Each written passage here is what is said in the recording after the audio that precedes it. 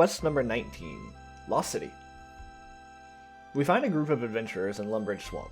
We speak to the warrior, who accidentally tells us that they are looking for a leprechaun who knows the way to the lost city of Xanaris. We find the leprechaun in a nearby tree, who tells us to get to Xanaris we need to enter this shed while holding a Drayman staff. The Drayman staff can only be made from the Drayman tree found on Intrana. Now, the tree is guarded by a tree spirit. It has only about 400 health and doesn't hit very hard, but there's a catch. You can't bring armor or weapons to Intrana. Back in Old School or Classic, you could bring runes and hit it using spells. Runes are allowed still, but I need a magic weapon in order to use them in RuneScape 3.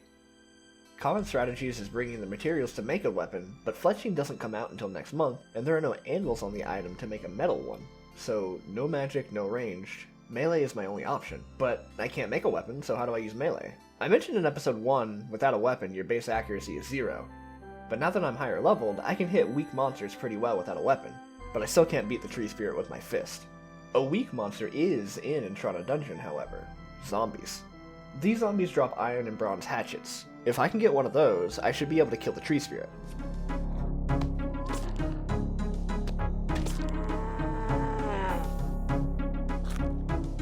Nah, easy. It only took a couple zombies.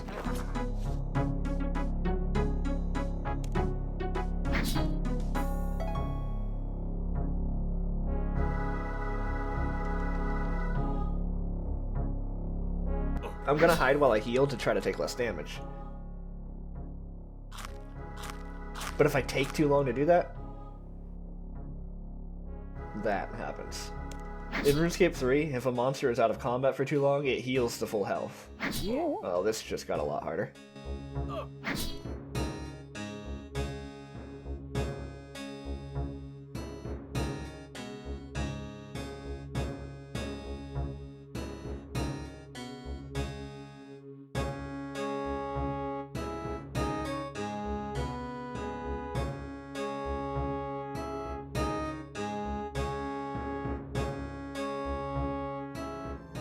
Ooh, 3 salmon to spare.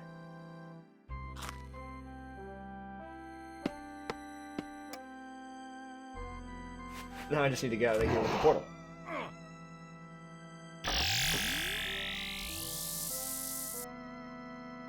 Oh, it spits you out in Lumbridge now. That used to send you to the deep wilderness.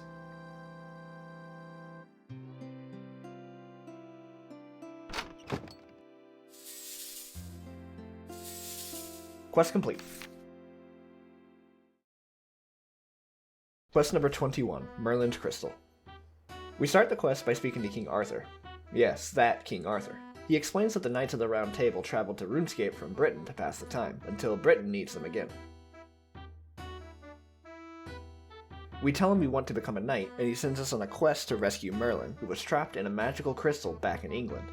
They moved him here, and he's been stuck ever since. We talk to some of the knights and are given a suspect, Morgan Le Fay, who lives in a keep south of here. We learn that the keep gets all its deliveries by boat, and its front entrance is heavily guarded. I grab some insect repellent and then speak to Arhine, the general trader in Catherby.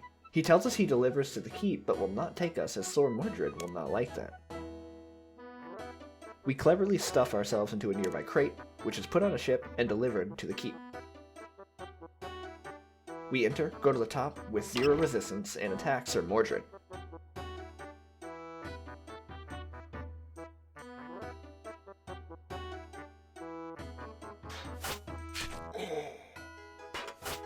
His mother, Morgan Le Fay, appears and asks us to spare him. We agree on the condition that she tells us how to free Merlin.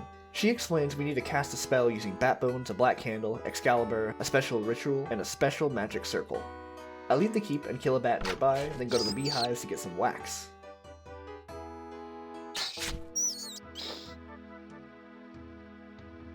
I speak to the candle maker, who trades me a black candle for my bucket of wax. I travel back to Taverley and speak with the Lady of the Lake, who tells us that she has Excalibur and will only give it to a person who is worthy and good. She gives us a test and tells us to go to the Port Sarum jewelry shop. We go and buy some bread. We then go to the jewelry shop and are stopped by a beggar that appears out of nowhere. He asks for our bread, which we give to him. He turns into the Lady of the Lake and awards us with the legendary weapon Excalibur. We then go to the Zamorak Temple in Varrock, which has the special words for the ritual on the altar. We travel back to Camelot and go to the back fountain area to find a magic circle.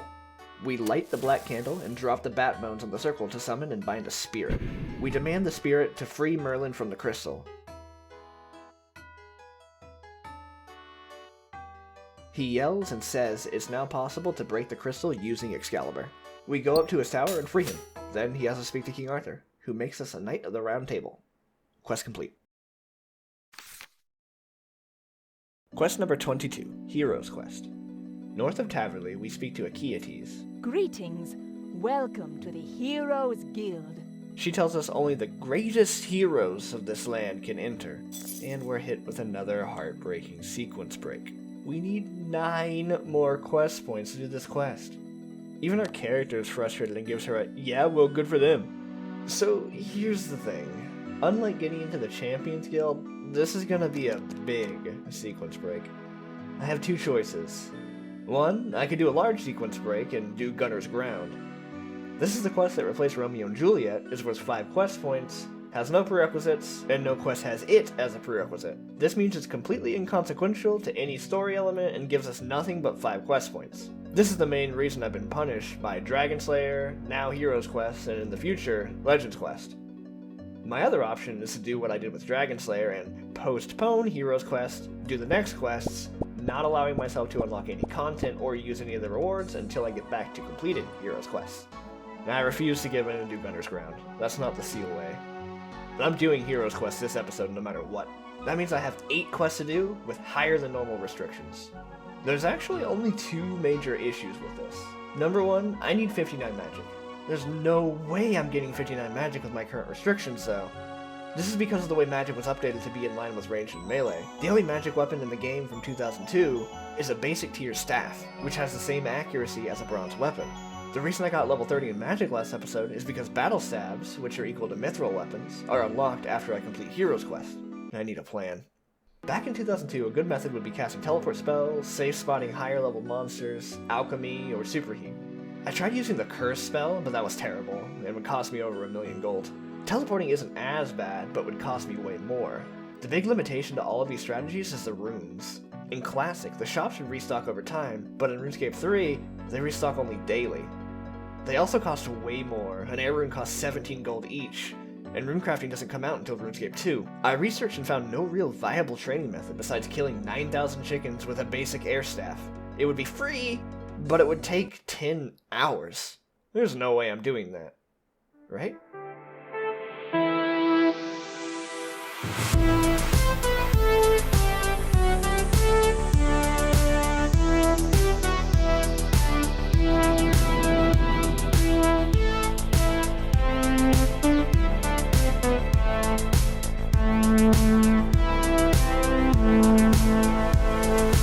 Stop. What? Stop killing chickens. Who said that? You're conscious, dummy. No, you're not. My conscience speaks in wingdings. Alright, you got me. But stop killing chickens. Why? Cause it's dumb, dude. You killed almost 2,000 chickens, man. There's at least 3 monsters that are better at this point. You forgot that accuracy is also based on your magic level. Oh yeah. Go kill hobgoblins or something. God, man. How long have you been playing this game? He's right. I went and made myself an amulet of magic and started doing some more testing. In RuneScape 3, most monsters have what's called a weakness. To oversimplify it for now, if I use that monster's weakness, my chance to hit is 90% of my accuracy divided by their armor value. If I find a monster with a weakness to air spells, a decent XP rate, low hit points, an armor value lower than 400, and was released before February 27, 2002, then I can speed this grind up significantly. One mechanic I've yet to utilize in this training is aggression. Some monsters automatically attack me, so I can even turn this into AFK training, which solves the biggest problem with chickens. I have to click each one. There's only 2 monsters that are viable for this grind, pirates and hobgoblins. The hobgoblins are slightly worse based on their XP rates, so let's try pirates. Back in the Blurite Caves from episode 2, these pirates check all the boxes. They hit kinda hard though, so I'd be running back from Lumbridge or eating a lot to stay here. Oh wait, when I die it spits me out in Draenor. This might be really good. I found a decent remedy for the damage I'm taking too.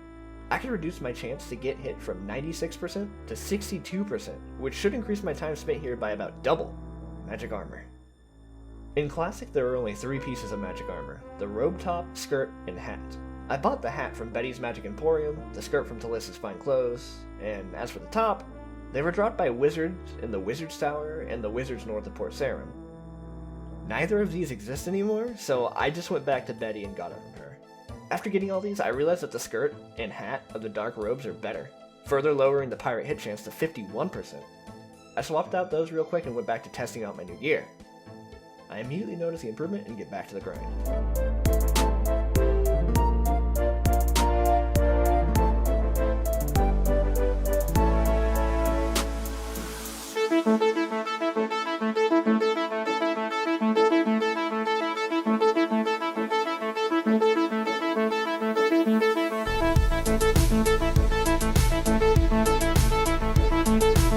This is terrible. I'm level 65 combat. Aggression stops if you're more than double the level of the NPC, so these level 32 pirates don't hate me anymore. What am I supposed to kill for 31,000 XP now? Hill giants. Easy. 59 magic only took 14 hours. Alright, remember 14 hours ago I said there's 2 problems? Problem number 2, thieving. Thieving isn't out yet, but 2 of the quests have thieving requirements. So I'm going to limit myself to only using thieving trading methods that came out with the original release on April 30th, 2002. We start in Lumbridge, pickpocketing women. At level 5, move to cake stalls in Ardoyan. Oh, one more thing. Since I can't benefit from anything I'm doing released past Heroes Quest, I'm dropping everything I get from thieving until I complete it. Stealing cakes from Ardoyan is the only non-quest activity I'll be doing here until it's actually released. After killing the guards who foolishly try to stop a very powerful wizard from stealing bakery items, I got my first clue scroll, and 25 thieving, then went to Al-Kharid to steal from the warriors inside the palace. At level 40, I moved on to guards in Varrock.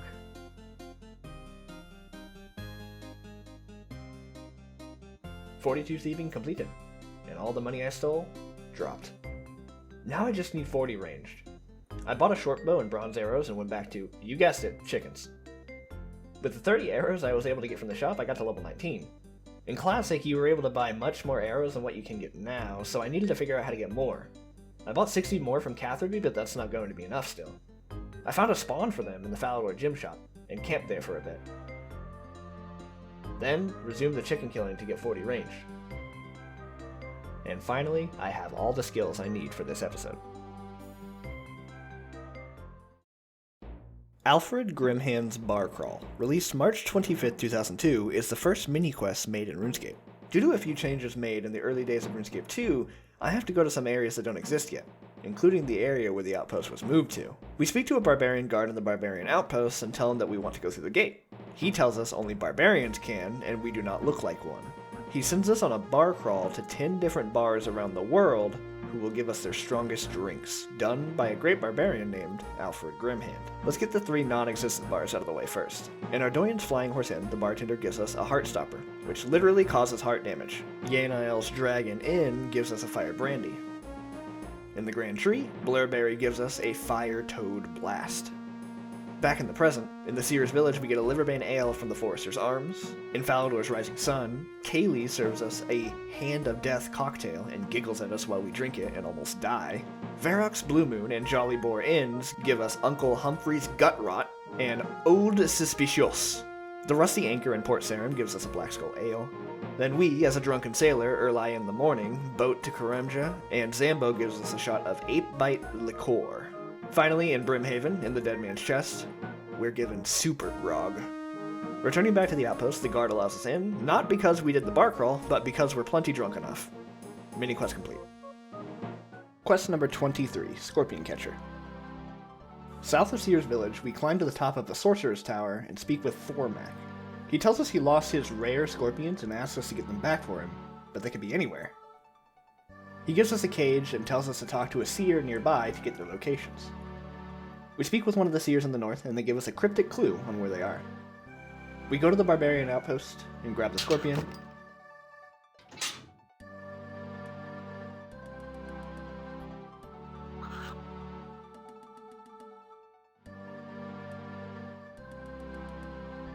Then the Edgeville Monastery, join their holy order, only to grab the scorpion upstairs and leave.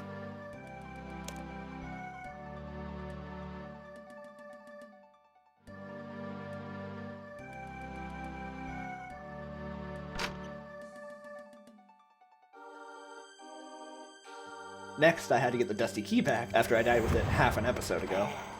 We go to the far side of Taverley Dungeon and retrieve the last scorpion, hidden behind a secret door.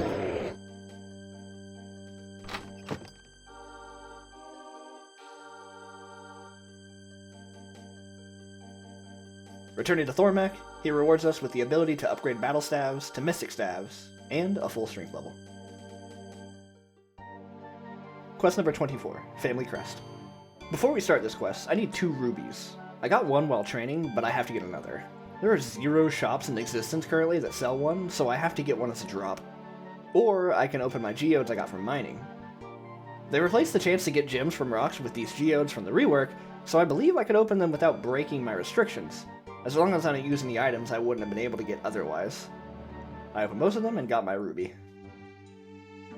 We go to the gated community in the southeast section of Varrock and speak with Dominthius, a noble of the Fitzharmon family. He says he's wanting his family crest back that he gave to his sons before they went off to fight a necromancer. He believed them to be dead, but recently heard one of his sons is alive and is nearby. We go to a house just outside Varrock and speak to Caleb Fitzharmon. He tells us they failed on their adventure, and he and their brothers refused to give up the crest, instead breaking it into 3 pieces.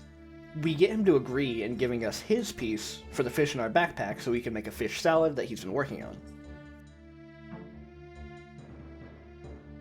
He also tells us his brother is in Alcarid somewhere. We find Evan Fitzharmon, who agrees to give us his piece in return for ruby jewelry made of perfect, pure gold. He sends us to a dwarf named Boot. We find him in the Dwarven Mine, and he tells us that the purest gold he knows of is underneath a town called Witchhaven. East of Ardoyan, I find a ruin and go down the stairs. I complete the puzzle. Lever, door, lever, door, lever, door, lever, door, lever, door, lever, door. Forgot my pickaxe. Door. I mine 2 ores and head back to Evan after making the jewelry. We trade them for his crest, and he tells us his brother Jonathan is a magician who is hunting down a demon near the wilderness and spends most of his time recovering in the nearby tavern. We go upstairs in the Jolly Boar Inn and find Jonathan Fitzharmon trying to recover from a poison. We give him an anti-poison, and he explains that he lost his crest after being bested by the demon Chronozon. He says that the demon must be struck with all 4 elemental blast spells at least once in order to be defeated. I gear up in Varrock and head to the Edgeville dungeon and venture into the wilderness.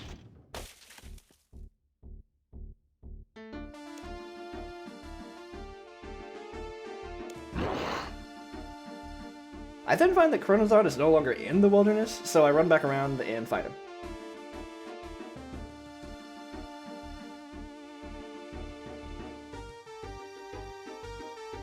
Using a poison spider as a safe spot, I hit Chronozon using each blast spell. My accuracy is only about 9%, and I got pretty lucky that each blast hit at least once before I ran out of runes or food.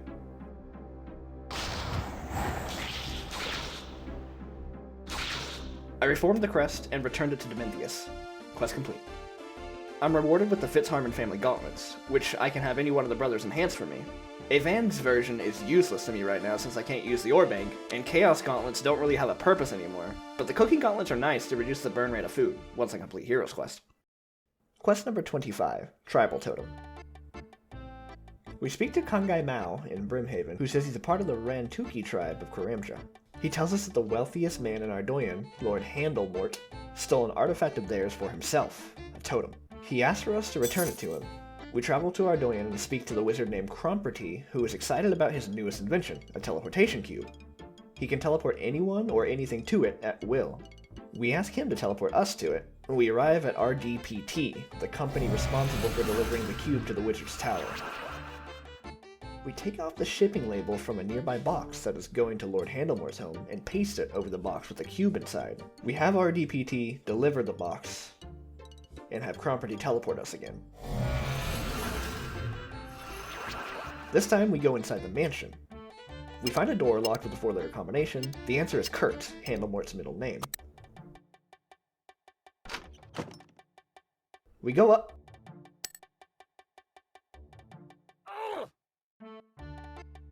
We check for traps on the stairs and find the totem in a chest.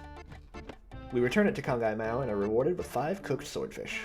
Quest complete.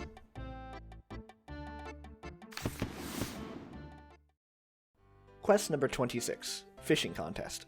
There's a tunnel under White Wolf Mountain that connects from one end to the other and allows a safe and quick travel from either side. If I try to use it, we're stopped by a nearby dwarf. He explains that it's the home of the mountain dwarves and only they may use it. We ask to become their friend in exchange for a favor. Vestry agrees and says if we get them the golden figure from the first place prize at the fishing contest in Himminster, he would agree to be our friend and give us access to the shortcut. On our way to Himminster, I grab a clove of garlic and 3 red vine worms from a nearby private property. I stuff the garlic into a nearby pipe and start the competition. My one competitor is a pale stranger in sunglasses. His spot is near the pipes, but he demands to move because of the smell. I take his spot and reel in 3 giant fish, winning the competition. I gift the prize to Vestry and he allows me access to his home. Quest complete.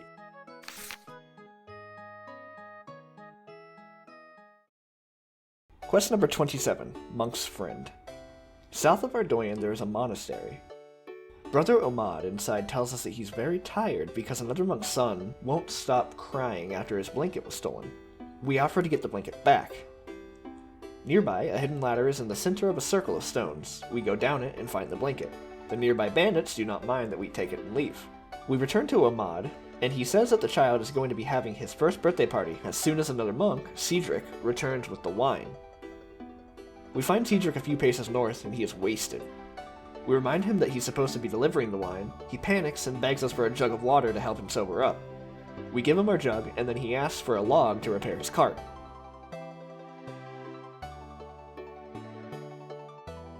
We give it to him, and he delivers the wine. Omad begins the party as soon as we return.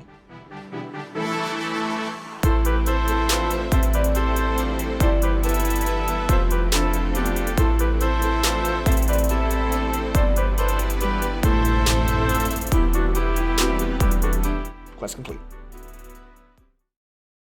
Quest number 28, Temple of Ikov. While I get the Limport roots I need for this quest, I'll share something. Of the quests we've done so far, they've been mostly inconsequential as far as an overarching story goes. The heaviest quest lore-wise has been Dragon or Demon Slayer, maybe the Prince Ali rescue quests, but only because they were redone.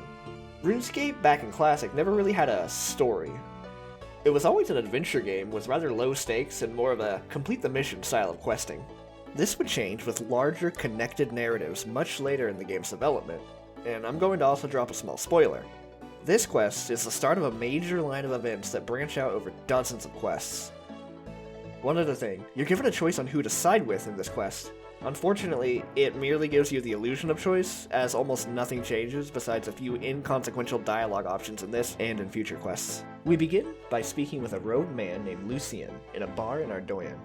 I seek a hero to go on an important mission. I require the Staff of Armadil. It is in the deserted Temple of Ikov, near Hemminster, northeast of here.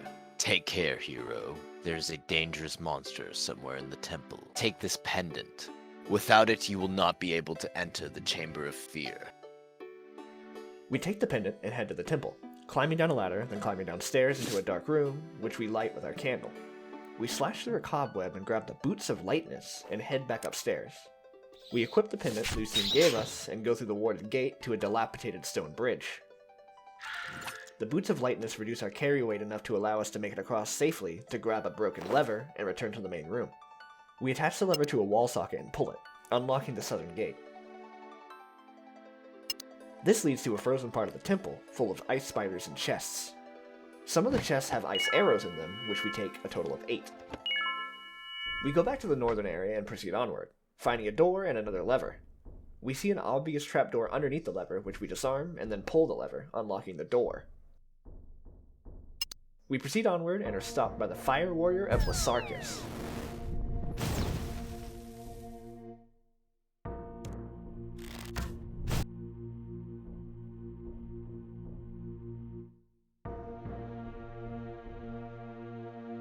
We kill him and find a witch named Winelda next to a pool of lava. She offers to teleport us across the lava for 20 Limport roots. We give them to her and find a secret base full of guardians of Armadil.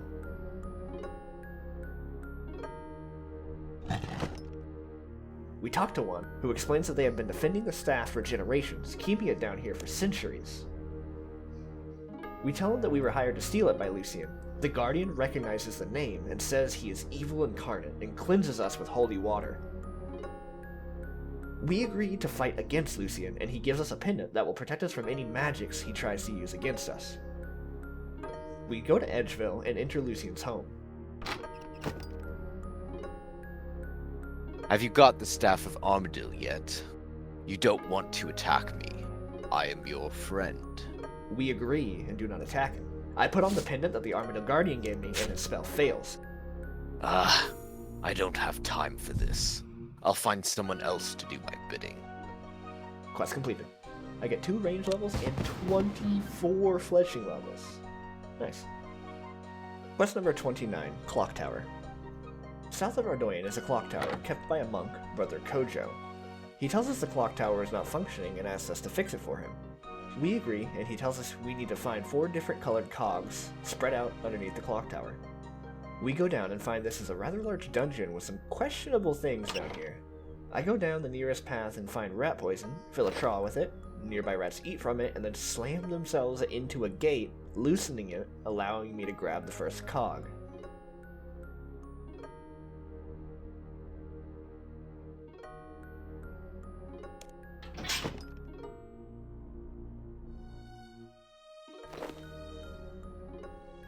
I then grab a bucket of water and pour it over a cog that is literally on fire and pick it up. Next, I go down a long path and find a cog guarded by ogres. Lastly, I find a secret entrance near the Ardoyan Zoo and follow a winding path to a prison of monsters with a secret entrance to one cage with a rat and the final cog.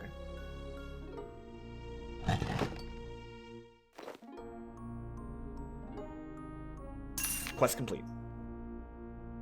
Quest number 30, Holy Grail. Naturally, if your game includes King Arthur, you have to include a quest for the Holy Grail. We speak with him and he tells us the Knights of the Round Table are hunting for the Holy Grail, which was moved to RuneScape. We speak with Merlin, who tells us to speak with someone on Intrana, and also to Sir Galahad. On Intrana, we speak with the High Priest, who tells us the Grail is no longer there, and a mysterious crone gives us more information, telling us that the Grail is with the Fisher King on a separate plane. She says we need a whistle found in Draenor Manor, and an item from the plane. We speak to Galahad, and he gives us a napkin from the Fisher Plane. We go to Draenor Manor and grab 2 whistles and head to Karamja, where a group of statues appear to be looking at and blow the whistle. We arrive in a new land and attack a Black Knight Titan, dealing the finishing blow with Excalibur. We try to enter the nearby castle but can't find a way in.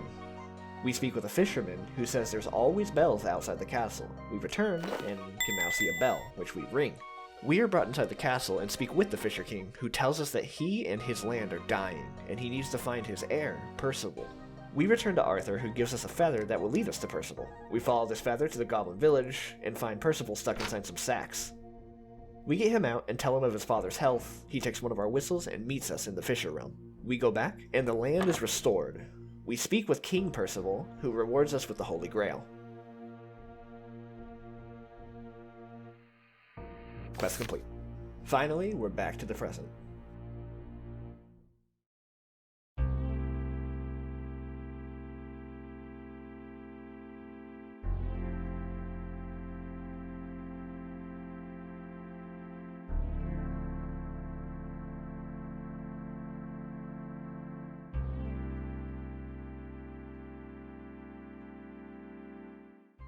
Quest number 22, Hero's Quest. I speak to Achaeades, and this time I tell her that I am a hero. She tells me that she'll allow me into the guild if I get a cooked lava eel, a firebird feather, and a master thief's armband. I go to Port Sarim and I speak with the fishing store owner, who gives me oil to mix with a Hairlander potion to make my rod able to fish in the lava. I head to the Taverley dungeon to... Nope, never mind. I brought the wrong key. I instead head up Ice Mountain and mine through a rock slide.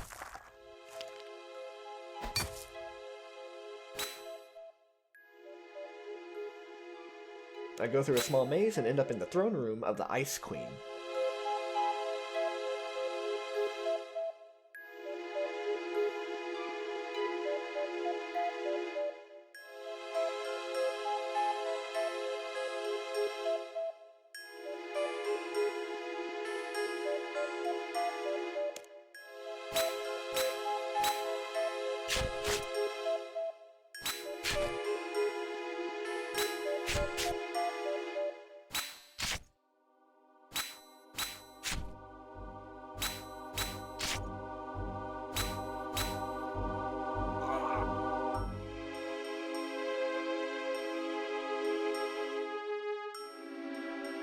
She's hard to hit with melee, so I tried using magic.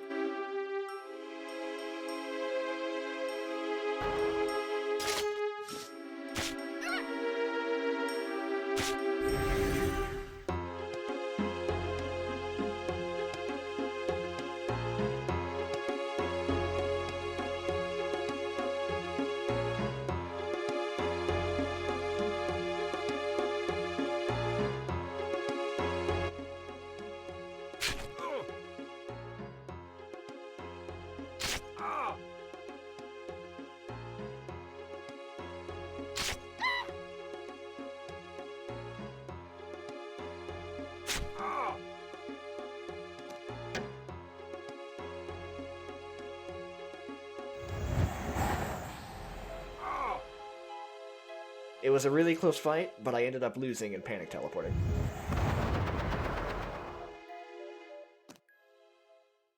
I concede for now, and get the correct key to fish the eel out of the lava. Got 10 eels, cooked them in Falador, back to the Ice Queen. This fight is tough. Her defense is so high, I only have about a 10% hit chance. I had the best food from my bank with me, and I took off my armor since she has a 100% hit chance anyway.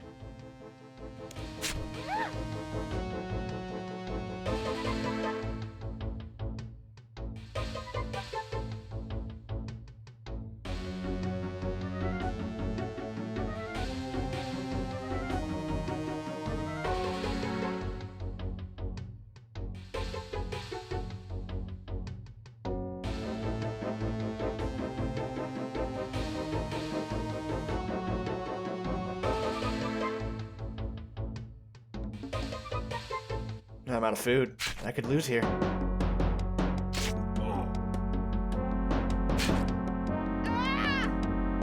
I was really lucky. I loot her gloves and head to Entrano. I punch a Firebird. And I pick up its feather while wearing the ice gloves. We go to Varrock and speak with the Black Arm Gang leader, Katrine, from the Shield of Arab quest.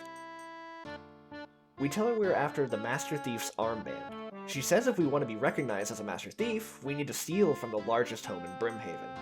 She gives us a secret passphrase to use to speak with Black Arm agents in Brimhaven. We arrive and speak with Trobert, who tells us that they have intercepted a new guard coming from the Black Knight's fortress to defect and work for the pirates in Brimhaven. He gives us the identification papers, and we head to the building. We're led inside and are given our orders from the head guard, Grip. He gives us our first duty, find out what a key is used for. I give the key to a Phoenix Gang adventurer, who positions himself in a secret room in the building. I lure Grip to the back room by getting into his booze stash, and the other adventurer kills him through a slit in the wall. I loot the key and find the candlestick in the treasure room. I return to Katrine, and she gives me a Master Thief's armband in exchange. I bring all three of these items to Achaeades, and she recognizes me as a hero. Quest complete.